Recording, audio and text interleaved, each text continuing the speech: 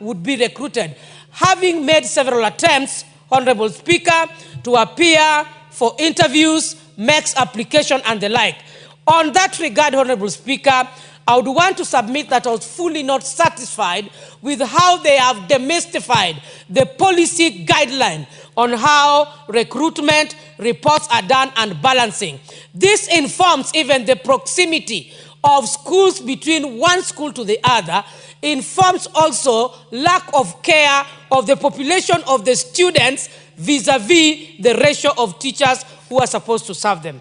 Honorable Speaker, I do request the committee to go back and review with the Teacher Service Commission and give supporting data of evidence on the last 10 years and the way forward that they have, so that we don't have problems of disparity, employment, and having retirees in one school being retired. After 1 year, another head teacher comes. 1 year retired, there is lack of continuity. I have evidence of this, and Honorable Speaker, we need supportive evidence, and the Education Committee must go round and establish, particularly in the rural areas. Honorable Speaker, I submit. Thank you. Before we proceed, allow me to recognize the presence of students who are seated in the Speaker's Gallery from the Kenya Medical Training College Karuri campus, from Kiambaa constituency, Kiambu County. On behalf of the substantive Speaker and the rest of the House, we welcome you to the presence of Parliament. Thank you.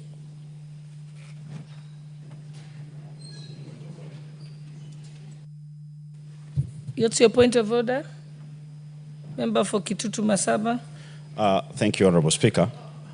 First, I have two issues. The first one is I had sought for a statement of delayed remittance for SHA for a child, Agnes Nyanchoka, who was stuck in India for some days. Honorable Speaker, I have not gotten that response, despite me having been promised that response was to come within 1 week. This has led that the family had to go Honorable looking Member, for loans. why don't we, I thought you were following up on the question of on the statement of Honorable Bensouda. No, I so thought why don't we Bensouda let was us done. finish that? I only All let right. you on that before you can, Okay. can give an opportunity. Yes, Vice Chairperson?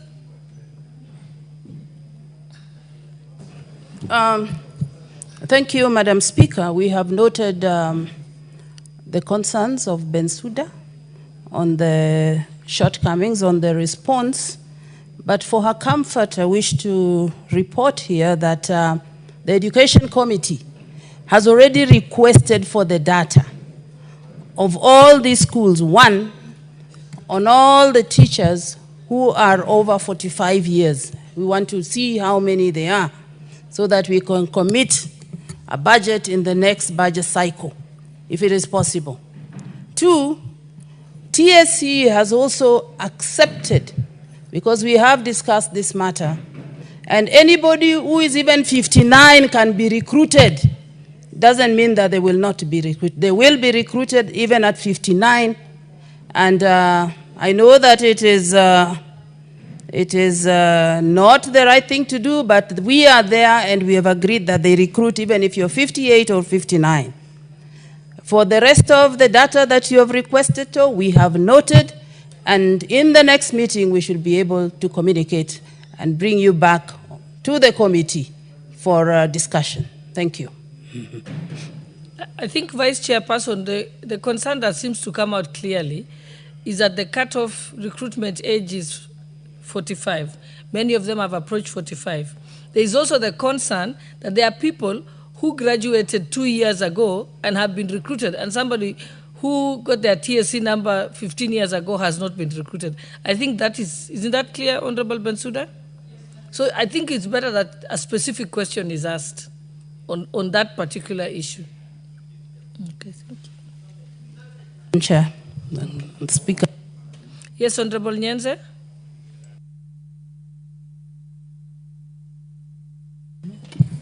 Thank you, Honorable Speaker, but I'm not Nyense, I'm Susan Kiamba from Makwiny.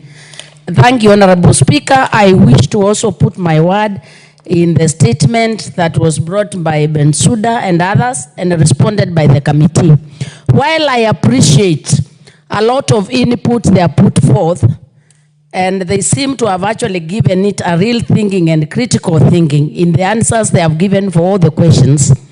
I really wish they would actually go back on an issue that, Speaker, you have highlighted. In my constituency, I have 10 women. I can give you their numbers and their TSC numbers, who are now above 48. And they have applied and even given me the number to push for them. And I pushed and I can't push any further. These are mothers who went for training. They have over 15 years trained and they have not been employed. I think the committee should be intentional. The committee should be intentional and ensure that, because teaching is a very specialized training. And when somebody misses the employment, it means that training goes to the West and this country actually loses on that particular person. I would urge the committee in collaboration with the TSC to be very clear. There is no need for a teacher to retire before he or she has worked. I think it's unfair to this country because that is an investment that this country has made on that particular individual. And I think it is very evident. You don't even need to go far. There are people who have graduated 2 years, 1 year, and they are already employed. That disparity is actually worrying. Secondly, Honorable Speaker, even when you look at regions, you realize some regions have a lot of teachers, while other regions do not have teachers. I think we need an analysis, Honorable Chair of the committee. We need analysis to show us where is the gap, so that when employment opportunities come, we can have affirmative action. There is no need of already sharing the newly recruited teachers as if in every country we are at the same level. We are not at the same level. I think this is a reality that the committee should take in consideration. It's important that we base the employment and distribution on already existing gaps. There are some schools where you find that in a primary school, the BOM, the PTA are paying for 4 teachers. They have only 2 or 3 employed by the TSC. That is completely unfair because, Honorable Speaker, these are also taxpayers of this particular country, and that's actually hidden marginalization. I think the committee needs to give us clear data based on every constituency to see actually where the disparity is, so that when we employ, we also have intentionally addressed the inequalities. Honorable Speaker, I looked at the marking scheme of the interviews. And I know that it is demand-driven, but if you look at the bias towards science subject, the social teachers are completely marginalized, because that scheme already gives the other sectors 40 marks ahead of anybody. If you are given 40 marks ahead of the other people, of course you will actually fail. And unless as a government we develop a strategy of where else we are observing the social science teachers, then I think it's unfair to look like it is not our responsibility in this particular country to take care of the trained teachers. If the teachers cannot actually fit in school, then we should create other avenues where the teachers should be employed, and especially those who have done social sciences. 40 marks ahead is completely throwing them out of the market. And I think it's not fair for any country to do that, because all those are our people. Honorable Speaker, I think also another thing to check is the issue of the promotion with the teachers. I think this is also having a very big gap. You realize, like in most areas, people are qualified, but they never get promoted. While in other areas, you get the people promoted. I think we need to have a resemblance of equity in this particular country. Because I don't think in this country we have areas where people have not been educated. The issue of saying this area do not have people educated is a thing of the past. Even in Turkana now we have enough teachers to employ. I think it's important that the spirit of equity actually prevails in the sector of education. Otherwise, thank you, Honorable Speaker, for giving me the opportunity. And this is a sector we cannot ignore, Honorable Speaker. It is what we wake up every day. Every day we wake up on issues and education. And I hope the committee gives it the necessary focus. Thank you, Honorable Speaker. Thank you, Honorable Zamzam. Member for Mombasa.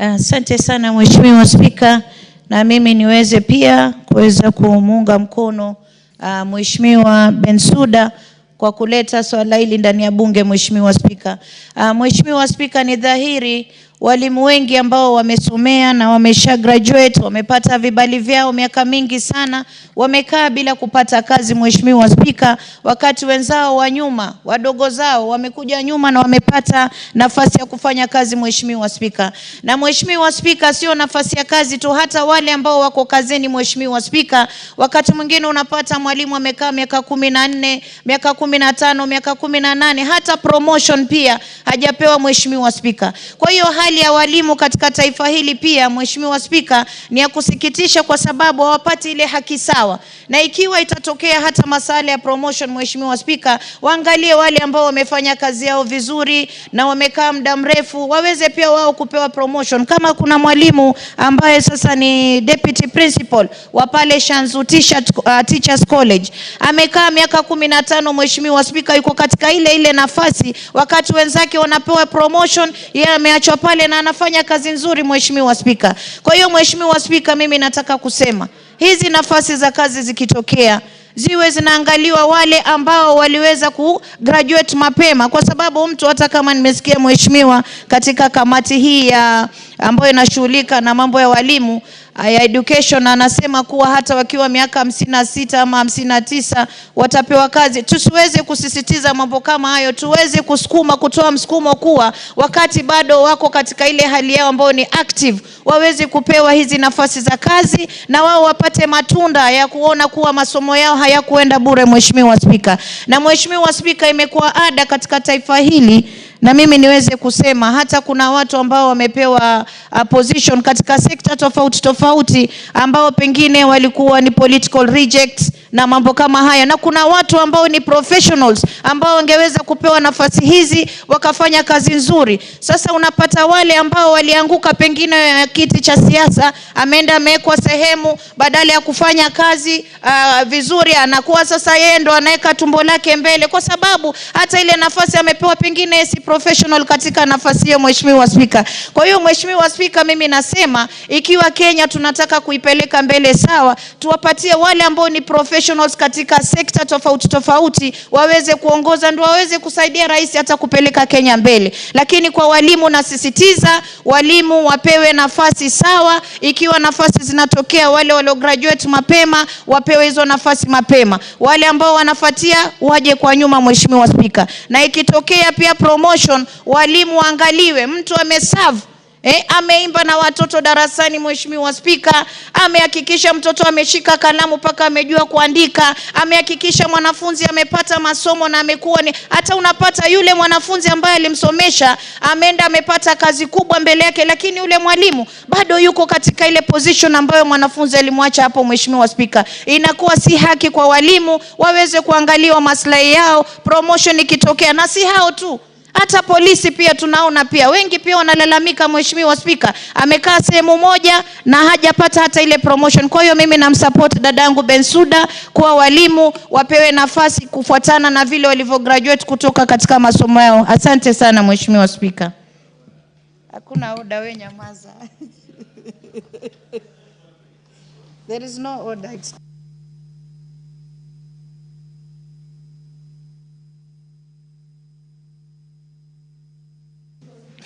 Thank you. That's a very interesting speech from the Honorable Zamzam. Yes, I want to come to my point of order. Honorable Speaker, you see, I want to say that there are no political rejects. And people who lose seats in Parliament are also professionals. Some of these people that leave seats here are professionals, Honorable Speaker. So if you say that they should not be given those positions, there are teachers here, there are engineers here, there are doctors here, and when they lose seats, they have an opportunity to serve the country in another capacity, Honorable Speaker, and therefore they cannot be political rejects, and they should not be denied an opportunity to be appointed in another position, including Honorable Zamzam. One day when you are not the women rep of Mombasa, the president will graciously say, you are good in social this, and we appoint you to this. Honorable Owen, you have made your point. You're repeating yourself now. Let us proceed. Honorable Kibet Kimingoi, are you speaking on the same topic? Are you speaking on the same topic? No. Okay, then let's go to Honorable Marianne Kaitang, member for Aldai. Thank you, Honorable Speaker. I stand to support the statement by Honorable Bensouda on the teacher disparity. And one thing, Honorable Speaker, is that Article 10 of the Constitution of Kenya talks about issues about human dignity, equity. It talks about social justice, inclusiveness, and equality, and all the issues with regards to human rights. And when you look at the teacher disparity and distribution across this country, the employment of these teachers, you find that that part of the Constitution is actually being, is not being adhered to by those who recruit and those who distribute these teachers across the various schools in this country. I'll give you an example, Honorable Speaker. In the schools in my constituency, especially in the escarpment, because of the very harsh terrain of those particular areas, you find that teachers are rarely posted in those schools, and you'll find even a school having only one TSC teacher against a population of about 300 students. And what parents are left to do is to dig into their pockets and pay BOM teachers to be able to get their learners or their children get education. That is being inequality, because the Kenya government pays for all teachers, and if my school, for example, that has one TSC teacher is being denied access to education and parents have to cough into their pockets, it means it's double jeopardy for these parents. They'll have been taxed, and at the same time they have to go into their pockets to get money to go and pay for teachers who will then teach these children. Again, these teachers who are being hired on BOM, we do not know whether they qualify to be teachers, because a board has sat and said this a child of this particular place fits to come and teach in that school, and yet the system of education says that for a teacher to be employed, they have to be a TSC employed. So one thing I support is that we need to relook at the TSC employment in this country, the teacher distribution, and I would wish to request the Committee on Education to actually provide to this House a list of all the teacher numbers in every school, student population in every school, because again, there is a policy on education that says that a teacher should be for every 40 learners. So if that is the case, in places where there is huge disparity, once the table is provided, then we can do fair distribution of these teachers. And number two, for those teachers who have not been employed and have and graduated in 2013, 2015, and all those years, they are about to retire before they get into employment. If that can also be considered, so that if there is any gap that needs to be filled, then those teachers who graduated much earlier be considered, so that they can be able to fill those gaps, and those schools that are in such places like my escarpment are able to get teachers, and the parents then don't have to go into their pockets. So I totally support the motion, the statement that has been brought by Honorable Bensouda, and we wish that the Committee on Education fast-tracks this process and be able to give us the data, because if you look at those data and those disparities, we'll find that this part of the Constitution, the Article 10, is actually being, is not being adhered to by the Ministry of Education and TSC more specifically, because when they hire teachers, they are not looking at those kind of disparities. And those disparities have gone to affect even human dignity and all the aspects, because these students will sit one major exam called KPSEA, they'll sit an exam called KCSE, and all those exams are uniform across the country. The school that has all TSC teachers vis-a-vis the school that has one TSC teacher, at the exam time, they will not be given a different exam saying, because you do not have this type of teachers, we do not get this type of education. And finally, when they get to employment, and when they get to the employment industry, you will find that these teachers who do not, these schools or students that do not have teachers get, they do not get opportunities to work, because they do not get proper education or good education compared to the schools that had good or the good number of teachers. So it is something that we need to all comply with the Constitution and give every part of this country equal distribution in terms of employment for teachers, in terms of distribution for those teachers who have been employed so that all schools are equal. And we comply with our constitution to ensure that no teacher is employed under BOM but under the TSC, because we all pay taxes, and all these taxes need to go into payment of salaries of these teachers, as opposed to parents going into their pockets to support education. I thank you, Honorable Speaker. Thank you very much. I allowed quite a big amount of time because I know this is a very important matter that touches on every part of the country. But I think what has come out clearly is there's definitely need to have the minister come here to respond to those specific questions and to, get suggestions on looking at the policy. So now we'll move to the next. You already made your point of order. It's been noted. Okay. Thank you, Honorable Speaker. Honorable Speaker, I would like to bring to the attention of the House